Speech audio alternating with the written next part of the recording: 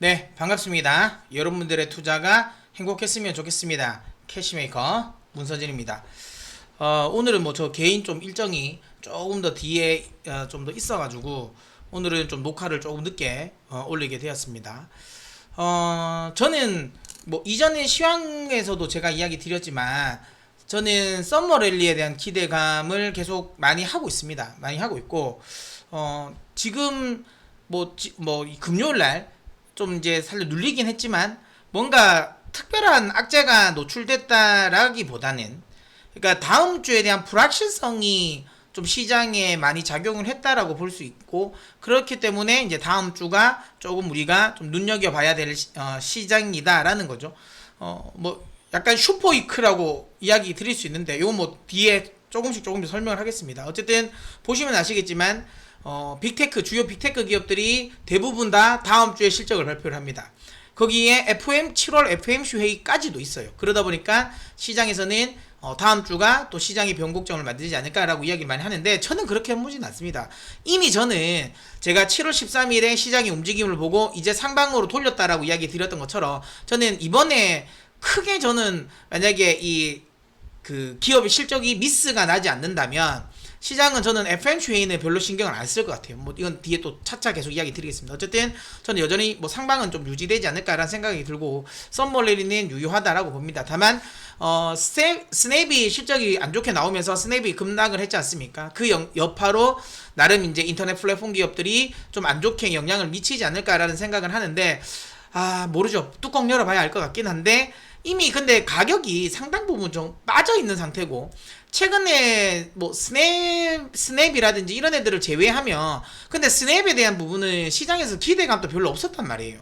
그러니까 시장은 마이크로소프트, 그 다음에 알파벳, 뭐 아마존, 그 다음에 뭐 테슬라, 애플 뭐 이런 애들에게 조금 더 관심이 있지. 사실 넷플릭스도 시장에서는 지금은 메인이 아니었잖아요. 그런 것처럼 제가 보기에는 요런 애들은 제가 보기엔 건 뭐라겠는 쩌리, 겉쩌리 정도가 되는 거고 메인은 좀 다를 거다라고 생각합니다. 근데 이런 저의 생각과 다르게 만약에 실적이 이런 애들도 안 좋게 나와버리면 제가 예상하고 있었던 이런 서머랠리에 대한 기대감은 확실하게 낮아지겠죠. 낮아지겠지만 저는 그래도 시장 예상은 다 비슷하지 않을까. 주요 기업들은 그렇다면 시장은 또 기술주 중심으로 시장은 상승을 한다라고 저는 개인적으로 예상을 합니다. 여기서 제가 제목에는 고 스탑이라고 했는데 저는 스탑보다는 고가 나오지 않을까라고 일단은 뭐 제 생각은 이렇게 좀 이야기 드리도록 하겠습니다. 시장을 제가 이제 지난주부터 좋게 봤던 이유는 그 지난주 제가 시향 영상을 올려드렸으니까 그걸 참고하시면 될 거예요. 자, 그럼 이제 이번 주 이제 앞으로 돌아오는 한 주에 대한 또 전망도 한번 이야기해 보도록 하겠습니다. 자, 일단 지난 주말에 특징적인 부분은 ECB 통화정책 회의를 했고 빅7을 밟았습니다. 그러니까 11년 만에 이제 기준금리를 50bp 인상을 했어요. 시장의 예상을 전혀 안 한 건 아니에요. 시장이 전혀 예상하지 않는 건 아니지만 그래도 시장에 전체적으로 전반적인 깔려있는 저번에 깔려있는 의견들은 대체적으로 25bp였어요. 왜냐면 뭐 워낙 그 유로존은 지금 현재 경기가 그러니까 미국만큼 좋지는 않거든요. 그러다 보니까 이 50bp까지 갈 수 있겠나라는 걱정을 했었는데 일단은 유럽은 50bp를 밟았습니다. 시장 예상과 다르게 좀 밟았고 그러면서 사실 이렇게 되면 원래는 유로화가 급등을 해야 되거든요. 유로화가 급등을 해야 되는데 생각보다 급등을 못했어요. 여기 표를 보시면 아시겠지만 그러니까 처음에 이걸 딱 50bp 발표하고는 올랐어요. 50bp 하고는 올랐는데 결국에는 다 내렸어. 상승폭을 다 내어주고 별게 없이 그냥 여기 보신 것처럼 그냥 고만고만하게 끝났어요. 그냥 고만고만하게 적당하게 끝나버렸어요. 그러면 이게 왜 이렇게 아주 이게 적극적인 빅셉을 밟았음에도 불구하고 그럼 유로화가 왜 이렇게 세게 힘이 못 받았냐라는 건데 그건 이제 요거를 보시면 됩니다. 일단 유로존의 경기 침체에 대한 우려감이 크죠. 이게 뭐 어쨌든 굉장히 큽니다. 지금 유로존은 아시는 것처럼 경기가 굉장히 안 좋아요. 굉장히 안 좋은 상태니까 뭐 여기에 대한 또 만만치 않은 포인트가 있죠. 그러니까 뭐 금리 올려? 이렇게 안 좋은데? 이렇게 안 좋은데 금리를 올린단 말이야? 그럼 경기 더 침체되겠네. 경기 더 안 좋아지겠네. 라는 걱정을 하는 거죠. 그러니까 여기서 경기 침체가 더 심화될 것이다.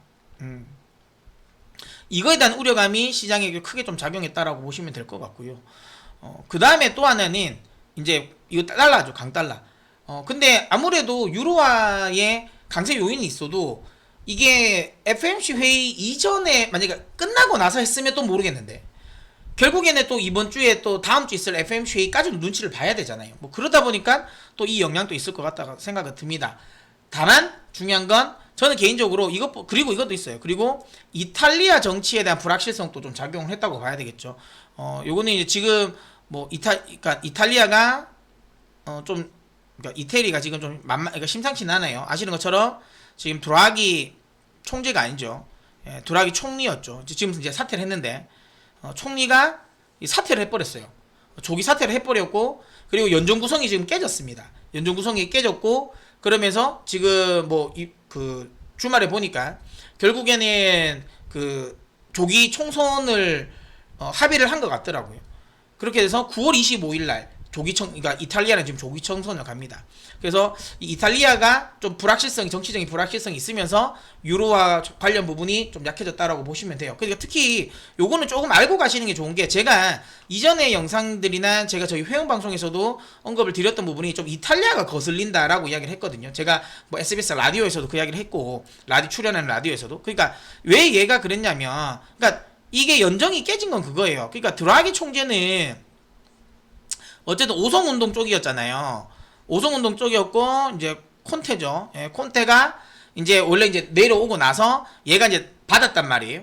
근데 오성운동은 아시는 것처럼 이제 이 사회주의적 그러니까 좀 그러니까 좌파적인 성향이 강한 이 그 당이잖아요. 그래서 일단 지금 요즘에 야 너무 힘드니까 돈 좀 더 주자. 그러니까 지금 이 재정도 더 확대를 하고 그 다음에 지금 우크라이나 쪽에 또 무기 지원과 관련된 부분 뭐 이런 것들도 계속 좀 이야기가 나왔어요. 그러면서 이제 그런 상황에서 드라기 총재는 오성운동 그러니까 약간 뭐 이게 그냥 중도 그거 같아요. 중도 성향이 중도인 것 같은데 어쨌든 근데 그리고 드라기 총재 같은 경우는 아시는 것처럼 중앙은행 총재를 했잖아요. 22 총재를 하다 보니까 이 재정과 관련된 부분을 너무 잘 아는 거예요. 그러니까 야 우리 지금도 겁나 지금 돈 많이 썼어. 지금 우리 지금 빚 진짜 겁나 장난 아니라니까. 야 근데 우리 이쯤 있으면 조금 있으면 야 22가 금리 올린다니까. 그러니까 조양희 총리 그건 잘 알고 있는 거예요. 그러니까 야 이제 ECB가 아이고 뭐야 이거 ECB가 야 빅스텝 할 것 같은데 야 빅스텝 할 것 같은데 이 상황에서 우리가 빚을 더 늘린다고 야 감당 못 할 것 같은데. 자 근데 이런 거예요. 야 그런데 우리가 지금 빚이 지금도 지금 만만치 않잖아. 근데 지금 GDP 대비 해가지고 지금 190%입니다. GDP 대비 190% 지금 이 빚을 지금 지고 있는 상황이잖아요. 그러니까 야 이것도 지금 이만큼 지금 너무 버거워. 근데 여기서 돈을 더 풀자고? 야, 이게 말이 되냐? 근데 지금 이 금리 인상 기간에 이건 안 돼라고 하고 근데 계속 오성운동 입장에서는 야 지금 우리 너무 어렵지 않냐? 이게 포퓰리즘이죠. 그러니까 돈 더 내야 돼, 더 줘야 돼, 막 이렇게 하고 있는 거예요. 그러니까 이제 드라기 총재가 그런 생각을 한 거죠. 야 염치가 없다라고 생각하는 거예요. 왜냐하면 옛날에 이제 이탈렉시트 여러분 옛날에 아시죠? 그러니까 유로존 리스크 때, 유로존 리스크 때 그 뭐 그렉시트도 하고 뭐 이탈렉시트 막 이야기 막 나오면서 시장 막 흔들었잖아요. 그러니까 지금 사실 이 남유럽 국가들 여전히 재정 건전성이 그렇게 좋지는 않아요. 그러니까 포르투갈, 스페인, 그다음 그리스, 이탈리아 이 대체적으로 이 네 개 나라는 여전히 이제 재정 적자가 좀 강하고 그나마 포르투갈은 괜찮아요. 그나마 포르투갈은 좀 많이 올라왔고 근데 상대적으로 여전히 스페인이라든지 이탈리아라든지 그리스는 여전히 문제가 있어요. 그런 상황에서 이런 거죠. 야 이거 뭔 염치가 있냐. 그럼 또 돈 달라고 해야 돼? 라고 하는데 예전에는 그 독일이 돈을 줄만 해요. 예. 어찌 보면 돈줄은 독일이잖아. 독일 프랑스잖아. 또 얘들한테 또 돈 돌라고 해야 되잖아. 네덜란드까지. 예. 얘들한테 또 돈 돌라고 해야 되는 거거든요. 근데 예전에 유로존 리스크 때는 이게 좀 통했어요. 왜냐하면 얘들이 그래도 상황이 괜찮았거든요. 얘들이 다 상황이 괜찮았어. 근데 지금은 아니에요. 지금은 독일도 힘들고 프랑스도 힘들고 네덜란드도 엄청나게 힘들어요. 아시는 것처럼 독일은 통일되고 나서 처음으로 지금 적자를 봤단 말이에요. 안 좋아. 근데 이런 건 있어.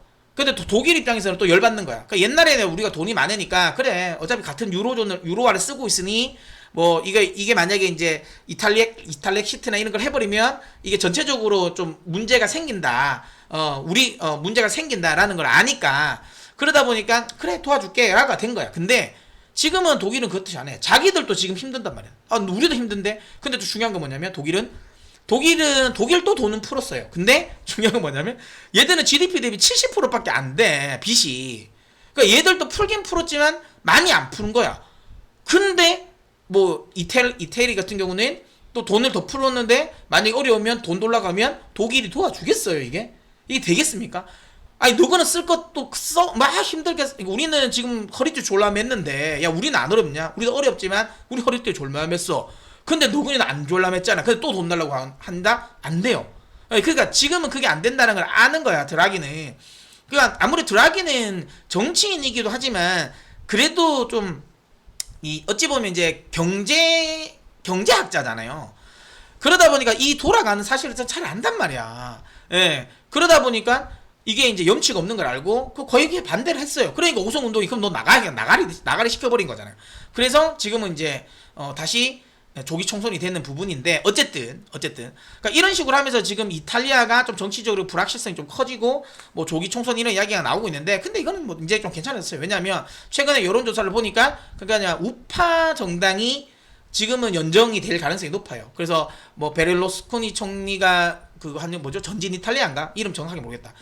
저는 사실 우리나라 그 정서론 이해가 안 되죠. 베를루스코니 총리 같은 사람이 계속 총리를 하고 있다는 건 우리나라 정서에서는 좀 이해가 안 되지만 어쨌든 뭐 그쪽은 되게 뭐 그런 쪽에는 마인드가 프리하잖아요. 이탈리아는. 하여튼 그래서 뭐 거기랑 그다음에 동맹, 그다음에 이탈리아 형제들 요게 세 개 합치면 이제 근데 앞에 두 개는 거의 극우고 그나마 지금 전진 이탈리아가 조금 이제 그래도 좀 약간 이제 막 극우 정도까지는 아닌 수준인데 어쨌든 이렇게 해서 우파 정당이 좀 된다라고 보니까 요거는 제가 보기에는 문제가 크게 나와주진 않을 것 같아요. 제가 이제 리스크는 이거 있거든요. 이탈리아가 문제를 터뜨려서 왜냐면 지금 독일 분트체랑 독일 국채랑 그다음에 이탈리아 국채 간의 이 스프레드가 굉장히 많이 벌어졌어요.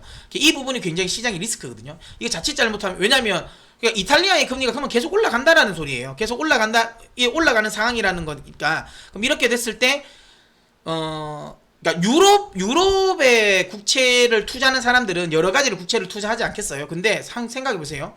금리는 올라가는 거는 다 똑같아요. 그러니까 왜냐하면 어차피 한 통화를 쓰니까 그러니까 ECB가 결정을 하니까 결국에는 독일도 금리는 똑같이 오르고 이탈리아도 똑같이 올라요. 그러니까 이 금리는 똑같이 오르는데 중요한 건 그러면 내가 이 유로존의 국채를 투자를 하는 입장에서는 뭘 먼저 버리겠어요? 당연히 그나마 그래도 독일 푼트채는 그래도 안전자산으로고 그래도 독일 재정은 더 좋으니까 그나마 덜 버린단 말이야. 근데 어차피 채권 가격이 유로존의 채권 가격이 떨어질 거면 더 빨리 떨어지는 걸 더 빨리 매도를 하겠죠. 네, 그게 이탈리아거든요. 그러니까 독일 국채는 최대한 좀 늦게 매도를 하고 그 다음에 이탈리아 국채나 이런 뭐 포르투갈이라든지 그 다음에 스페인이라든지 이런 뭐 그리스 이런 국채들은 좀 빨리 매도를 해버린단 말이야. 그럼 최근 들어서는 이게 스프레드가 그래서 확 벌어졌고 이게 이제 자칫 잘못하면 또 한 번의 유로존 리스크가 나오는 게 아니냐라는 생각을 하는 거예요. 예. 그래서 저도 이제 이탈리아가 조금 이제 좀 거슬린다라고 했는데 어쨌든 이제 연정과 관련된 부분이 좀 무난하게 될 것 같다라는 생각이 들고 우파로 좀 무난하게 될 것 같다라는 생각을 들고 있고 그 다음에 가장 중요한 이거예요. 그러니까 가장 중요한 건 이거. 그러니까 저는 이것 때문에 이제 유럽 쪽은 살짝 좀 한시름 나도 되겠다는 생각했던 건 이거. 예. 이거 TPI. 이거를 발표를 한 거거든요. 그러니까 제가 앞서 막 이렇게 이야기를 했지만 실제로 이 유로화가 생각보다 그러니까 강세가 안 나온 건 이것 때문이에요, 이거. 예. TPI를 같이 발표를 하는 바람에. 예. 여기 뭐 보시면 아시겠지만 트랜스미션, 프로텍션, 그다음에 인스트루먼트. 그러니까 뭐 이게 보시면 뭐 그냥 그대로 변속 보호 기구 이걸 도입을 한 겁니다. 이게 뭐냐면 뭐 예전에 뭐 ESM 뭐 이런 거랑 비슷한 거고 조금 이제 성격은 지금 일본은 철회했는데 YCC랑 비슷해요. 일드 커브 컨트롤 같은 요거는 좀 비슷합니다. 근데 좀 다른 건 YCC는 정확하게 상단과 하단 밴드를 딱 정해요. 여기서 딱 정해놓고 더 떨어지면 여기서 떨어지면 팔고 그 다음에 너무 올라오면 국채를 매수해주고 그래서 요 안에 박스권 안에 만들겠다라는 게 일드 커브 컨트롤이고 TPI는 좀 달라요. 요거는 뭐냐면 우리가 금리를 인상을 하고 그 다음에 얘들도 아시는 것처럼 국채를 지금 이제 똑같이 연준과 똑같이 이제 팔잖아요. 시장에 대팔지 않습니까? 근데 대파는 과정에서 이제 더 안 사도 일단 안 사고 나중에 좀 대팔 건데 그 과정에서 이제 아까도 말했지만 지금까지 이탈리아 국채는 상당 부분을 ECB가 다 사줬거든요. 근데 만약 ECB가 이걸 안 사줘 그러면 안 그래도 지금 벌어지는데 또 더 벌어지면 위기가 생길 수 있으니 그런 식으로 일정 수준을 넘기는 지나치게 많이 급격하게 스프레드가 벌어지면 그때는 우리가 그쪽 국채를 사주겠다. 그러니까 쉽게 말하면 이탈리아라든지 스페인이나 그리스, 뭐 포르투갈 이럴 때 문제가 생기면 너무 많이 올라가면 우리가 살게라는 거예요. 그 이야기가 나오면서 유로화가 생각보다 안 강한 거예요. 근데 이 말은 뭐냐면 사실 결국은 유럽은 돈을 죄는 것도 아니고 안 죄는 것도 아니에요. 그러니까 이렇게 되면 국채를 더 처음엔 안 산다. 가지고 있는 국채를 팔겠다라고 이야기했고 금리까지 빅스텝을 했잖아요. 근데 실제적으로 TPI를 한다. 근데 만약에 뭐 만약에 아까 말했던 뭐 그런 이 남유럽 국가 4개 국가가 별 문제가 없었으면 TPI가 가동될 일이 없잖아요. 그러면 시장이 어차피 유동성 흡수가 되거든요. 근데 지금은 얘들이 문제가 생겨 있잖아요. 생겼기 때문에 이건 무조건 가동됩니다. 그러면 무조건 다시 시장에 유로화는 또 쏟아져요. 이탈리아 국채, 스페인 국채, 그리스 국채 살려고. 그렇기 때문에 유로화가 약세가 났다고 보시면 됩니다. 무슨 말인지 아시겠죠? 근데 이거는 저는 그러니까 부정적으로 볼 수도 있고 긍정적으로 볼 수도 있는 게 일단 부정적으로 보는 건 결국엔 유로화 강세 흐름이 좀 묘연하다. 여전히 유로화는 그렇게 강하게 가기는 어렵겠다라고 생각이 드는 거고 그렇게 되면 달러는 더 강해진다라는 거잖아. 그럼 이게 지금 아무래도 시장 입장에서는 좀 안 좋은 거지만 그나마 그래도 저는 이건 악재보다는 저는 호재라고 봐요. 뭐냐면 어쨌든 시스템적인 리스크로 갈 수 있었던 이탈리아라든지 남유럽 문제가 시장에 노출될 수 있던 부분을 어쨌든 ECB가 제한을 했다라는 거. 요 부분은 괜찮다. 그래서 저는 뭐 이거를 좀 긍정적으로 평가를 하고요. 그 다음에 특히 그런 생각을 합니다. ECB는 물가를 못 잡을 거라고 아는 것 같아요. 물가도 못 잡고 물가를 못 잡는 걸 알 것 같아요. 어차피 자기들이 금리를 올려봐야 물가 못 잡아. 결국에는 유럽의 물가를 잡을 수 있는 건 러시아, 우크라이나 문제를 종식시킨 것밖에 없다는 건 알아요. 그렇기 때문에 그러니까 겉으로는 되게 공격적인 스탠스를 잡았지만 실제로는 유동성을 흡수하지 않는 그러니까 어차피 우리가 이거 해봐 유동성 줄여봐야 못 잡아. 야 미국 봐봐 잡혔냐? 안 잡혔잖아. 아는 거야. 야 러시아 문제 안 끝나면 우리는 안 돼. 그러니까 결국은 그냥 신용만 하자. 신용만 하고 결국은 못 잡을 거 괜히 경기만 망치지 말자라는 느낌인 것 같아요. 그래서 결국에는 ECB는 그렇게 가는 것 같아요. 그러니까 물가를 살짝 포기하고 저는 오히려 경기를 좀 망치지 않는 쪽으로 저는 선택을 했다고 생각합니다. 저는 개인적인 생각이에요, 이거는. 제 개인적인 판단. 그렇게 본다라고 보면 결국에는 그러면 이제 유럽의 뭐 물가는 많이 오르겠다라고 생각을 할 수 있지만 다시 한번 다른 한편으로는 여러분 아시겠지만 최근 들어서 뭐 유럽의 물가가 오르는 게 유럽의 문제는 아니야. 사실 물가를 잡는 건 미국이야, 미국. 미국이 어떻게 하냐에 따라 물가가 잡혀 사실은 맞잖아요. 유럽이 뭐래 통화정책 해가지고 물가를 잡는 건 사실 어려워. 글로벌 원자재라든지 뭐 원유라든지 이런 모든 포인트들이 그러니까 미국의 정책과 관련된 부분이 큽니다. 그 다음에는 우크라이나 러시아 문제잖아. 그러니까 이게 사실상 유럽의 통화정책은 좀 한계가 있어. 그러니까 미국이 이런 거지. 우리 형님이 잡아주겠지. 미국 성님이 잡아주겠지 우리. 그 생각하고 우리는 그냥 흉내만 내자라고 생각한 것 같아요. 어쨌든 근데 저는 이거는 개인적으로는 오히려 저는 호재로 봅니다. 긍정적으로 본다. 이렇게 보시면 되고 그래서 뭐 이거는 또 시장의 또 상승의 요인이라고 보고 있습니다. 그래서 유로화는 그냥 개별적으로 저희는 뭐 워낙 이제 저도 해외 선물도 많이 매매를 하니까 유로화는 저는 다시 한번 만약에 혹시라도 페리티까지 내려온다면 페리티 부분까지 내려온다면 그때는 저는 매수를 해도 된다고 봐요. 근데 지금은 조금 애매해.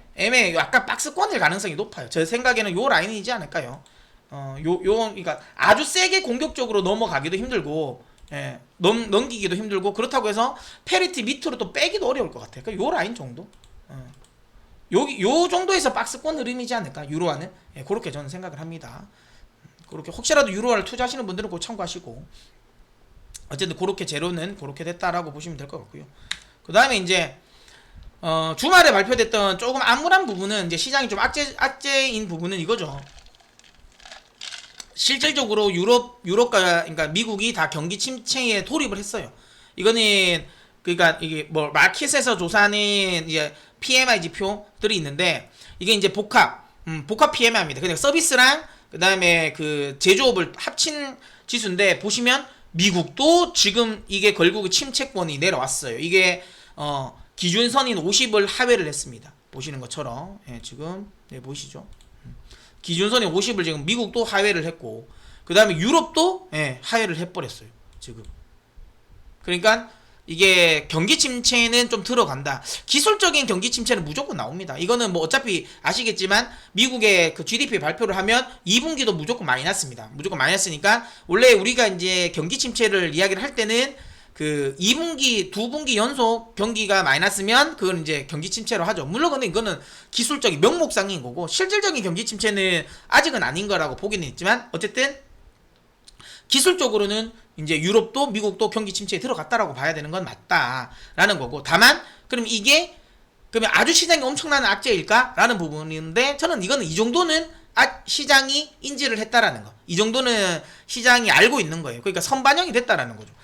보통 이런 게 있잖아요. 이거 뭐 이전에 제가 영상에서도 설명해 드렸지만 이거 뭐 JP 모건 그다음에 모건 스탠리 골드만 이런 데서 주요 IB들이 그런 거 하잖아. 뭐 지금 시장이 그러니까 뭐 리세션이 될 가능성을 몇 %로 보고 있다라고 하잖아요. 그럼 뭐 어떤 애들은 뭐 어떤 데는 35 본다. 뭐 시티는 한 70인가요? 걔들이 제일 부정적으로 보는 것 같은데. 시티는 한 70, 그 다음에 모건도 좀 약세죠. 한 50 정도 보는 것 같고. 하여튼 뭐 이런 식으로 자기들 뷰를 있잖아요. 그러면 이게 뭔 의미가 있나라는 생각을 하잖아. 맞잖아요. 얘들이 뭐 몇 퍼센트 확률이 몇 %다. 이게 뭘 의미가 있어요.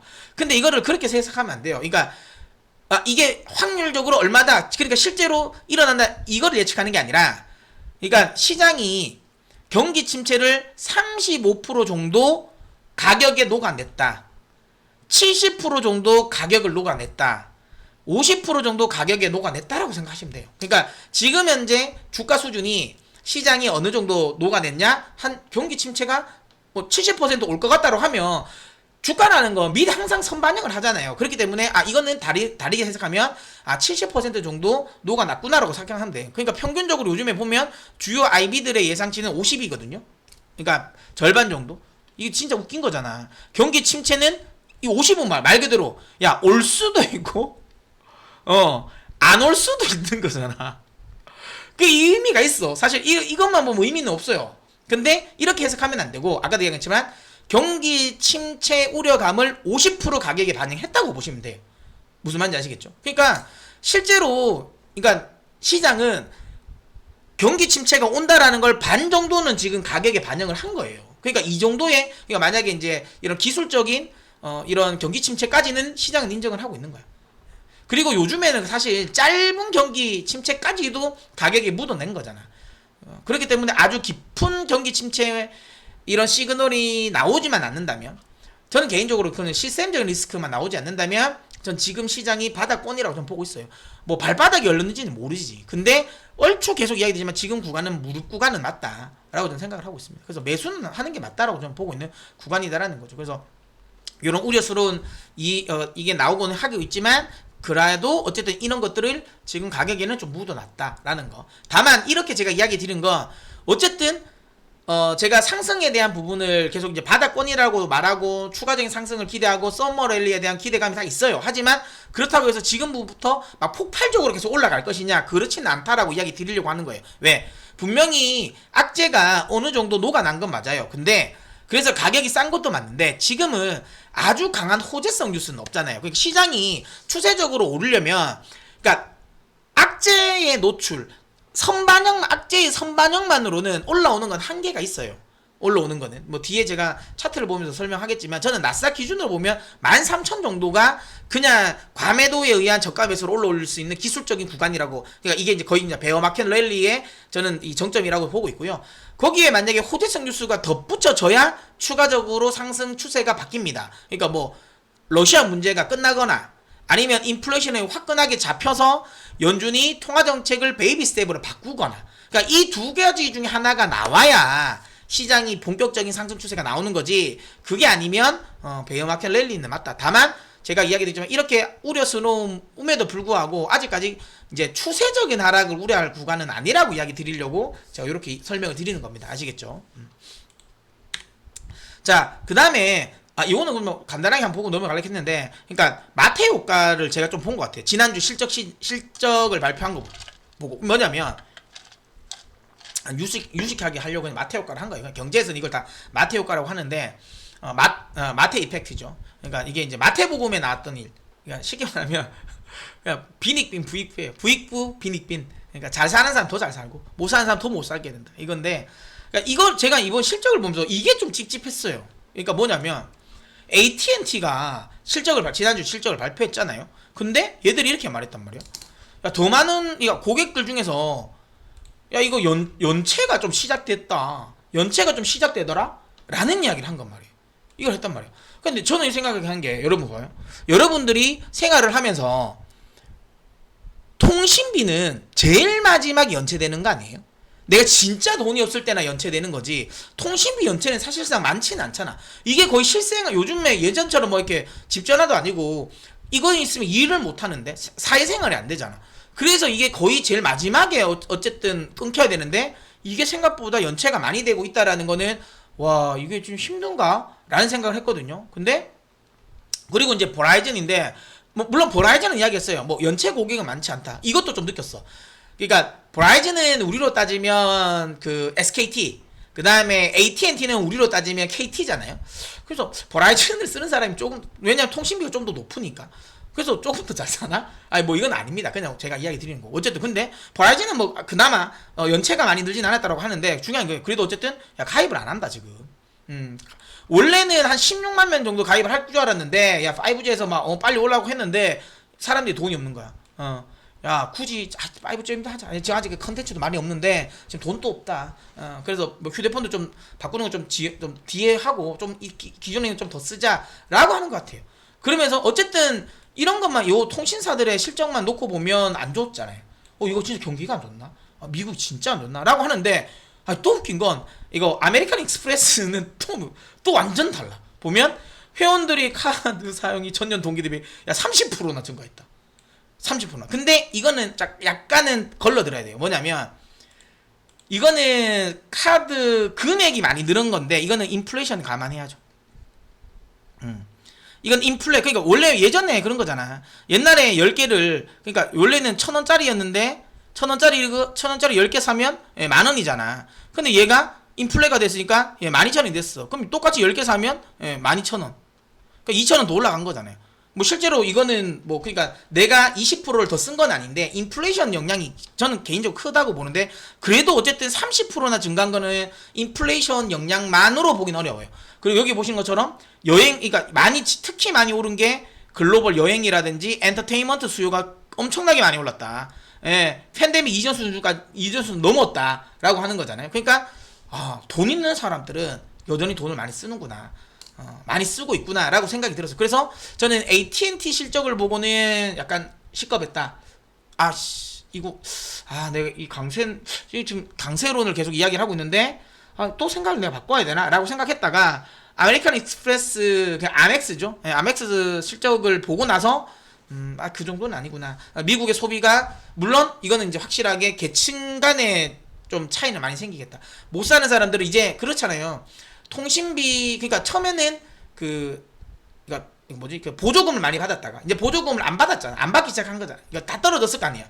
그러다 보니까 이제 점점 이제 보조금으로 연명했던 사람들은 다시 어려워지는 것 같고, 그거 아닌 사람들은 여전히 아직까지 돈을 좀 있는 것 같다. 그래서 근데 전체적인 그 미국의 소비를 감안한다면, 소비층을 감안하면 그러니까 이걸 보면 아메리칸 익스프레스의 실적 이 코멘트를 보면 아직까지 미국의 소비가 심각한 수준은 아니구나라는 생각이 들었어요. 그래서 요거는 그나마 좀 다행스러웠다. 이렇게 이야기 드립니다.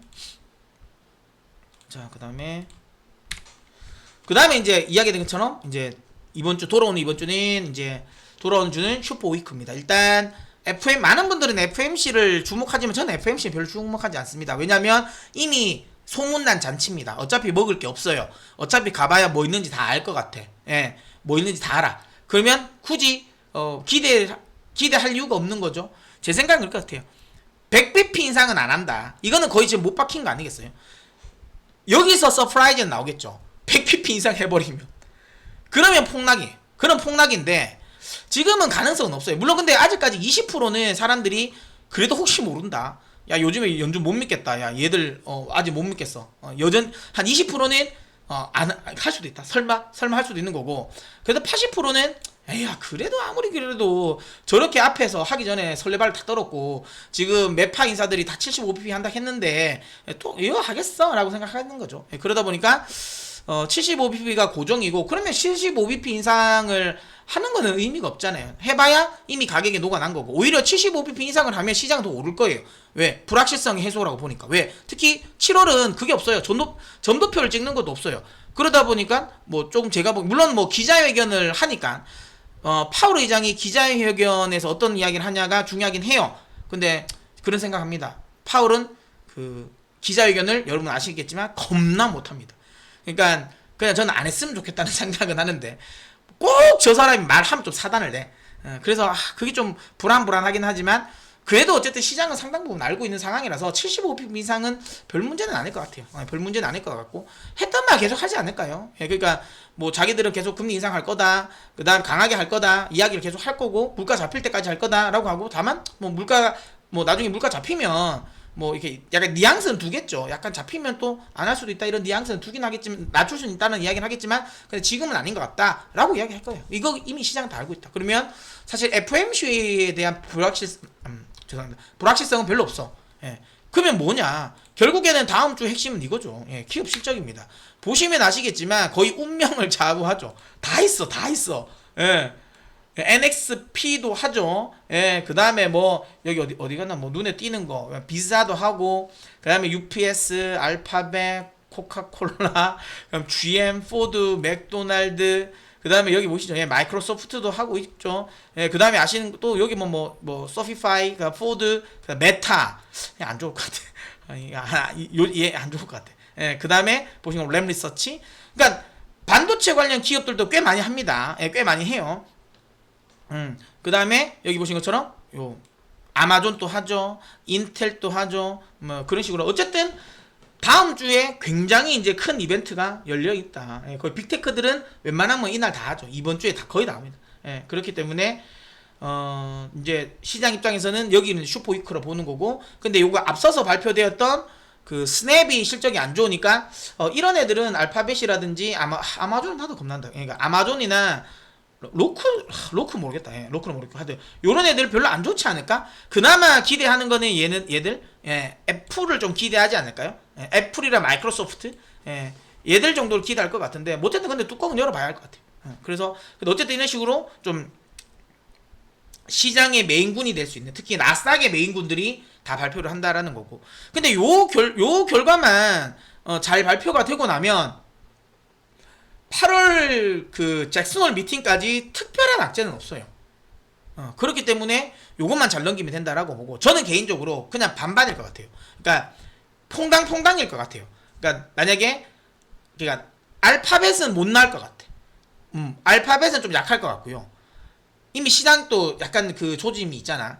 근데 알파벳 때문에 떨어지고 마이크로소프트 때문에 올리고 그 다음에 메타가 끌어내린 거를 저는 애플이 올리고 뭐 이럴 것 같아요. 그냥 퐁당퐁당하지 않을까 싶고 그런 식으로 해서 그렇게 일주일이 넘고 가면 그 다음부터는 시장을 아주 특별하게 뭔가 흔들만한 재료는 없다. 그러면 8월 잭슨홀 미팅까지는 오히려 저는 시장이 좀 편하게 더 상승을 할 수 있지 않을까라고 생각합니다. 그래서 다음 주에 어쨌든 저는 FOMC 회의보다는 이런 기업 실적을 좀 주목하자 이렇게 이야기 드리겠습니다. 근데 어쨌든 전체적으로 저는 방향성은 여전히 전 상방이 조금 더 있다고 봅니다.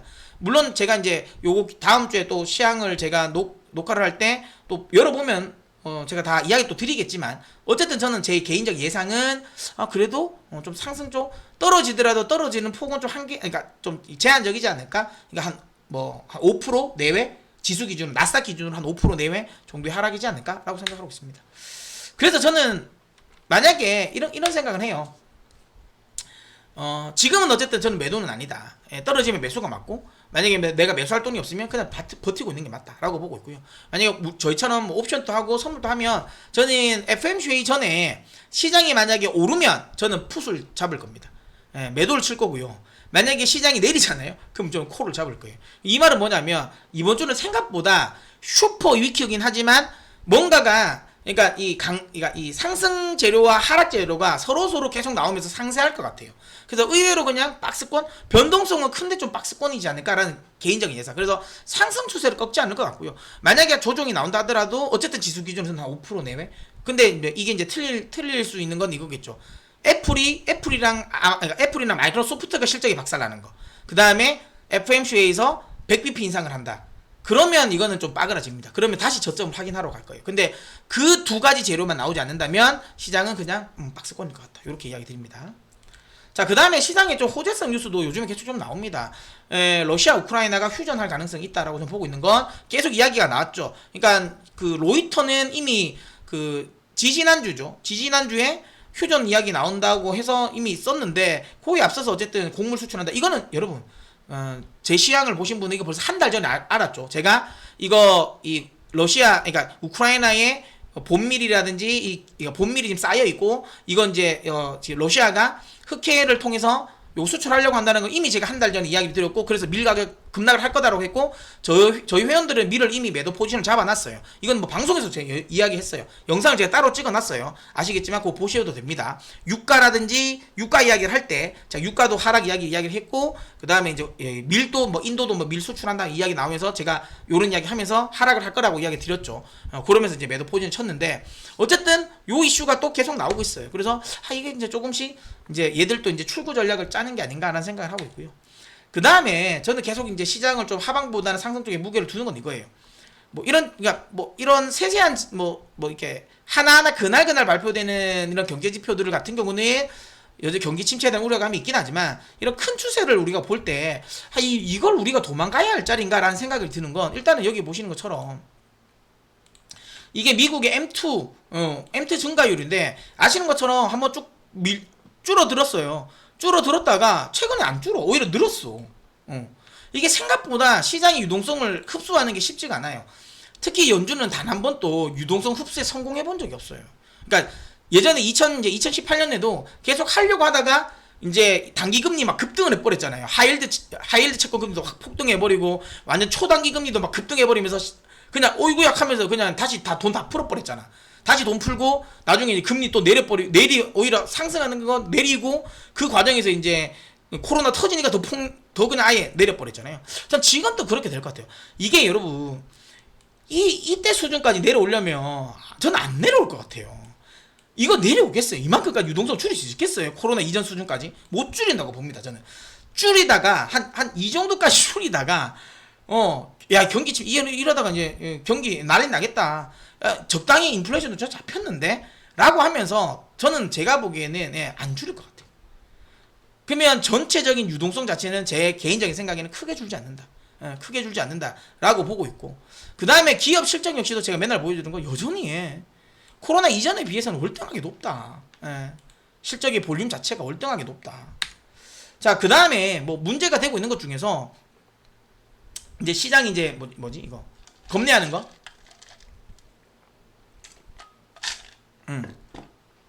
겁내하는 것들도 보면 아니 은행 대출이 늘어. 경기가 엄청나게 어렵다라고 하면 대출이 줄어야 되잖아. 아니 최근에 다시 늘어나고 있다니까. 대출이 좀 는다니까. 늘고 있고 대출이 늘면 그러면 이제 중요한 건 연체도 그러면 많이 늘면 이거는 문제 되잖아요. 근데 살짝 늘었다가 다시 많이 안 늘었어요. 보이시죠? 미국 가계 연체율이 그렇게 높아지나. 최근에 살짝 높아지긴 했어요. 근데 다시 좀 살짝 누그러졌어. 그러니까 이게 이렇게 올라가는 흐름이 아니라니까. 이거 지금 팬데믹 직전까지 그 이전보다 훨씬 낮아요 지금.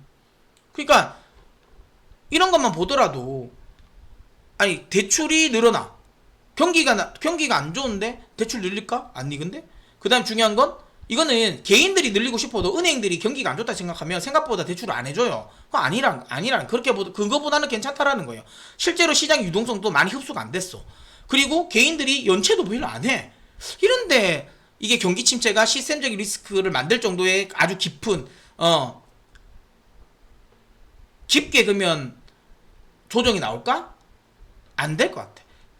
나오더라도 짧게 나오겠죠. 짧게 짧게 하고 끝내지 않을까 그런 생각을 합니다. 그래서 시장은 이런 것들을 본다면 너무 지나치게 부정적으로 보기보다는 저는 여전히 좀 상방 쪽에 좀 더 무게 두는 게 맞지 않나라고 생각하고, 저는 하방은 이제는 어느 정도 나왔다라고 보고 있습니다. 그래서 지금은 아까도 했지만 난 바닥은 모르겠지만 얼추 무릎 구간은 맞다 이렇게 보고 있어요. 예. 그런 식으로 해서 일단 지금은 여러분들이 시장을 너무 도망갈 필요는 없다 이렇게 이야기 드리고, 또 다음 주 뭐 워낙 뭐 슈퍼 위킹이지만 저는 개인적으로는 소문난 잔치에 먹을 게 없을 가능성이 높아요. 그렇기 때문에 좀 박스권이지 않을까, 혹시라도 매매를 하신다면 거기에 좀 참고하시고 매매를 하셨으면 좋겠습니다. 자, 제가 이제 다다음 주 저희가 이제 다음 주 제가 휴가를 가고 다다음 주부터 제가 아프리카도 또 하니까 그때 또 실시간 합니다. 나중에 또 공지를 해드릴 테니까 그때 하면 그날에 제가 뭐 옵션이라든지 해외 선물 뭐 이런 것도 다 이야기 해드릴 테니까 그때 또 많이 참석해 주시고, 여러분 제발 구독, 좋아요 제발 많이 눌러주세요. 생각보다 저희가 조회수는 좀 그래도 나와. 근데 요즘에 경제 채널이, 특히 주식 채널이 많이 지금 안 좋잖아, 조회수가. 근데 그런 거 보면 구독자 대비 우리가 조회수는 꽤 괜찮게 나온다니까. 근데 구독을 좀 해주세요. 해줘야 저도 힘나지 않겠습니까? 꼭 구독이랑 또 좋아요 꼭꼭 눌러주시고, 여러분들 많이 또 사랑해주시면 또 더 좋은 컨텐츠로 또 찾아뵙도록 하겠습니다. 자, 그러면 돌아오는 한 주도 여러분 성공 투자 하시길 바랍니다. 저는 또 다음 영상에서 찾아뵙겠습니다.